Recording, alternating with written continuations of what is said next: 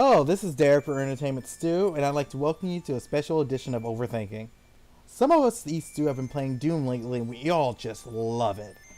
Color our surprise when the story of the game blew us away more than the chaotic and fast-paced gameplay, and we just wanted to make this video to highlight the game's amazing writing. Don't get us wrong, Doom isn't going to get awards for its writing or anything. It has a very minimal style and it doesn't really stand out much, but that's why it works so well. The writers showed a lot of restraint and they were very aware of what the writing needed to accomplish. Games like Doom, which is to say arcade shooters, often have an issue of tone. If you go too serious, the story can become melodramatic, or it might not match the fun, gamey aspect that harkens back to arcade shooters from the late 90s. If you go too silly, the writing might seem lazy or forced. Looking at you, Duke Nukem Forever. Doom resides in the perfect space between silly and not taking itself too seriously. The game doesn't have an issue of tone because the writers weren't trying to make something super elaborate. The writing is simple, it's concise, and it's rather angry. It feels natural and accents the gameplay, which is perfect for this kind of game. For example, look at this part of the opening scene. I'm willing to take full responsibility for the horrible events of the last 24 hours, but you must understand. Our interest in their world was purely for the betterment of mankind. Everything has clearly gotten out of hand now, yes.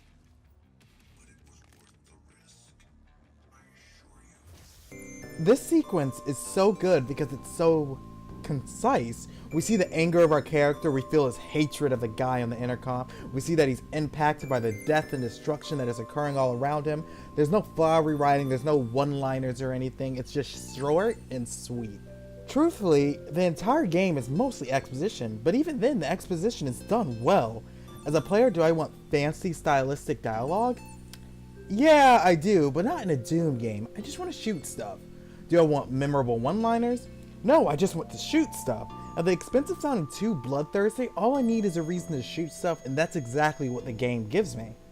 The writing directly benefits the gameplay. It contextualizes the violence. The gory finishing moves in the game aren't just about gore, they're an outlet of anger for our characters, a way of saying, screw you to the bad guy. The sole purpose of the writing was to make that distinction. The writing makes the gore feel better and more satisfying, and it doesn't do anything else because it doesn't need to do anything else. Then, it gets even better. He killed so many demons for so long that they feared him as a boogeyman known as the Doom Slayer. Yes, demons from actual hell, the embodiment of fear, pain, and suffering in human mythos, are scared of this guy. Doom Guy goes on to kill Hell's most powerful champion before the demons, and a last-ditch gambit are able to imprison him in a trap and seal him in a demonic tomb. Fast forward to UAC's first incursion into Hell, where they find the Doom Guy's tomb and take it back to Mars. The gates to Hell are thrown open and Doom Guy is finally awakened. So here is Hell's Grim Reaper in a place he knows nothing about, surrounded by what is clearly a demonic presence, and some random person starts talking over the intercom that we did what was best in the interest of mankind. Doom Guy is clearly pissed. He spent centuries in Hellfire brutalizing the armies of Hell, and all of it had been for nothing.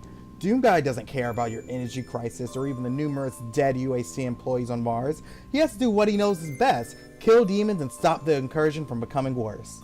Practically all of Doom Guy's persona over the past 20 years of various Doom games as a psychotic, ultra-violent masochist whose sole purpose is killing demons is explained perfectly by the story of him being a centuries-old Doom Slayer.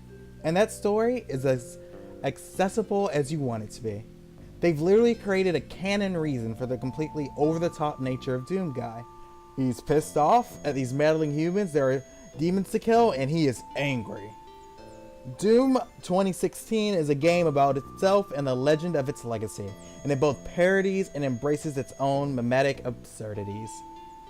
This has been Overthinking. We'd love for you to subscribe and like the video if you liked it, and comment in the comment section below if you have any thoughts about it, and we'll see you next time.